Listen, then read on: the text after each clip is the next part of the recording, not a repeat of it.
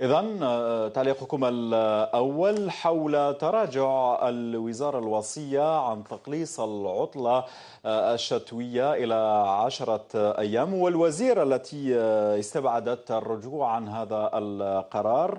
ما هو تعليقكم الأولي بعد الاحتجاجات التي شهدتها العديد من ولايات الوطن من قبل التلاميذ الذين خرجوا إلى الشارع؟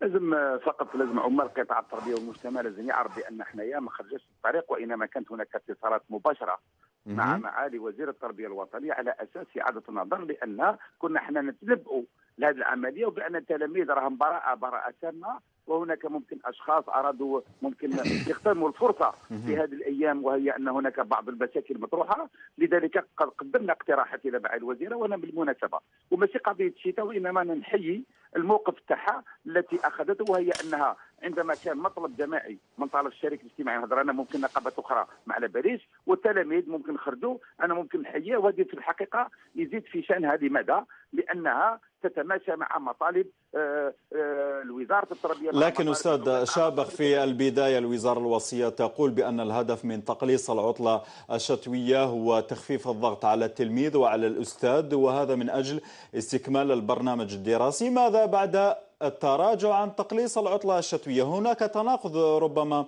في التصريحات وفي التطبيق كذلك يا أستاذ.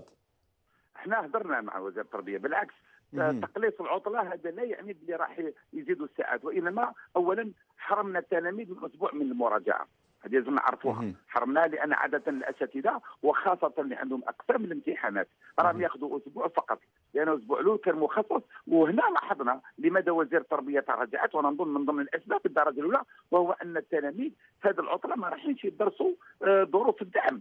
معناها فيما كان ياخذوا اسبوع راهم تقريبا ناخذوا 10 ايام في الحق الاساتذه. وانا نقول لك اظن كما يقولوا المهم الاساس وهو ان ما نخليش الناس اجانب يستغلوا ابنائنا التلاميذ. وزير التربيه الوطنيه قررت وخاصه اخذت بالاعتبار المطالب اللي قلنا على الاقل ناخذوها، وانا نظن بعد العطله ان شاء الله ونحاولوا مع الزملاء في المؤسسات التربويه على الاقل في حاله ما اذا كانوا التلاميذ راغبين على الاقل يغتنموا الفرصه للمراجعه، وخاصه اقسام الامتحانات لان المصير تاعهم عاده يتلعب في الاسبوع الاول تاع ديسمبر والاسبوع الاول تاع مارس. انا نظن وزير التربيه الوطنيه ممكن ياخذ القرار، والهدف تاعها الاساسي هي على اساس ممكن تعوض الايام نتاع ممكن تاع الاضراب، ولا كان النيه تاعها حسنه، وانما بعد ما شرحنا لها بان راح نضيعوا في شهر ديسمبر وفي شهر مارس اسبوعين. انا نظن كما يقولوا طبعا مع الطاقم. هل استاذ هل يمكن الان بعد التراجع عن تقليص العطله الشتويه الى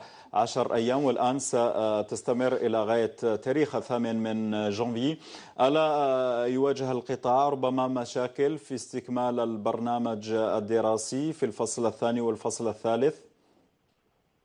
لا ما راحش يكون مشكل. لماذا؟ لان ما كاش تاخر. لازم نعرفوا بان هذه السنه الدخول المدرسي كان مبكر نوعا ما، يوم 5 سبتمبر ما هناش مؤخرين، لان وزاره التربيه الوطنيه المدراء المؤسسات راهي كل شهر تقريبا يعطيو الوتيره تاع تقدم الدروس، ما راحش ياثر تماما. بالعكس انا نظن مع هذا القرار اللي اخذته فقط لازم يكون عندنا الوقت اللازم باش نقنعوا ممكن الاساتذه والتلاميذ، وانما الان ممكن فاتنا الوقت، ولكن على الاقل نحاولوا نسترجعوا باش على الاقل نديروا المراجعه لابنائنا التلاميذ. ما راحش يكون مشكل لان بهذه العمليه الاساتذه راح يخدموا ممكن بجديه اكثر، رغم انهم جديين في العمل تاعهم. التلاميذ يكونوا مرتاحين ونوع المطلب تاعهم قد تم اخذه بعين الاعتبار. انا راح تكون هناك ممكن نشاط اكثر، ما نظنش، لان احنا كل استاذ عنده الطرق تاعو الخاصه باش يكمل البرنامج تاعو مع التلاميذ تاعو، لان في القسم هناك كما يقولوا ان كومبليسيتي بين الاستاذ والتلاميذ. انا ما نظنش، وانما بالدرجه الاولى وزيره التربيه الوطنيه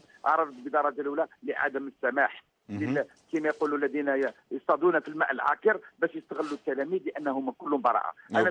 باختصار فقط استاذ كل الاساتذه اللي بقاو نوعا ما رغم ان ممكن ما كانش راضيين، ولكن بقاو في الاقسام تاعهم مع لي كونسي دو كلاس. كذلك ما نحيي مجموعه كبيره من التلاميذ ممكن داروا مسيرات كما بالحديث عن المسيرات باختصار فقط استاذ شابخ.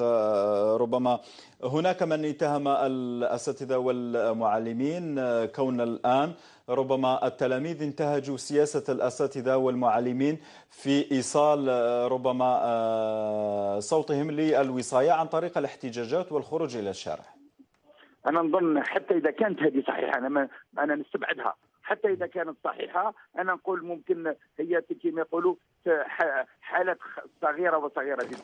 انا نظن الاساتذه عندهم الممثلين تاعهم، عندهم النقابه تاعهم اللي قادره تدافع عليهم. واحسن دليل انا نتكلم على الاتحاد ديال رواد عمال التربيه، درنا اقتراح الى معالي وزير التربيه، وانا نقول لك نشكرها هنا على المباشر وواحد يفهمها كيما يحب. شكرا. نعم، شكرا جزيلا لك الامين العام للاتحاديه الوطنيه لعماليه التربيه فرحات شابخ على كل هذه التفاصيل. عوده الى الخبر الهام، وقرار رسمي بتمديد العطلة الشتوية ابتداء من اليوم الثلاثاء 20 من ديسمبر إلى تاريخ 8 جانفي، وهذا جاء في سياق يتجاوب مع مطالب التلاميذ المحتجين على تقليص مدتها. معنا السيد خالد أحمد رئيس جمعيات أولياء التلاميذ، أهلا بك. صباح النور أخويا. إذن تعليقكم الأول حول تراجع الوزارة الوصية على تقليص العطلة الشتوية إلى 10 أيام. هو أولا يعني وأنتم الذين رحبتم في البداية بتقليص العطلة الشتوية.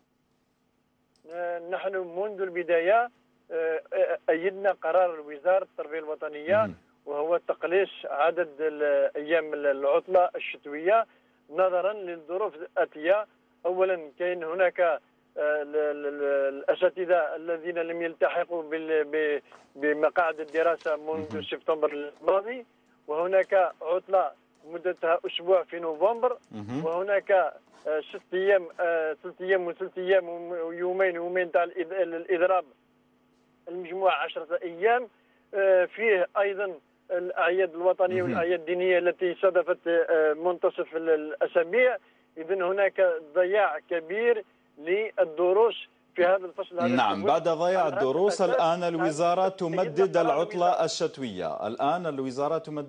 الشتوية. ما هو موقفكم؟ نحن نرحب بأي قرار يخدم مصلحة التلميذ ومصلحة البلاد. لكن مصلحة التلميذ كما قلتم أنتم جمعية أولياء التلاميذ، مصلحة التلميذ في تقليص العطلة الشتوية. نحن طلبنا من الوزارة أنها تجعل العطلة هذه ممددة، وإلا تقلص ببعض الأيام حتى يستفيد التلاميذ من بعض الدروس ويستفيد البعض الآخر من العطلة الشتوية. لكن نحن مبدئيا كنا طلبنا تقصير أو تقليص العطلة الشتوية حتى نعوض الدروس التي ضاعت من خلال الأيام التي إذن أنتم ضد قرار تمديد العطلة الشتوية الصادر من وزارة التربية الوطنية؟ نحن مع، لأنه يخدم التلميذ.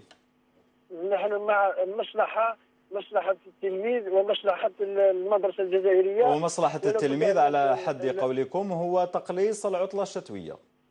نعم، نحن مع تقليص العطلة أنت مع أو ضد؟ يعني أنت تمثل شريحة التلاميذ.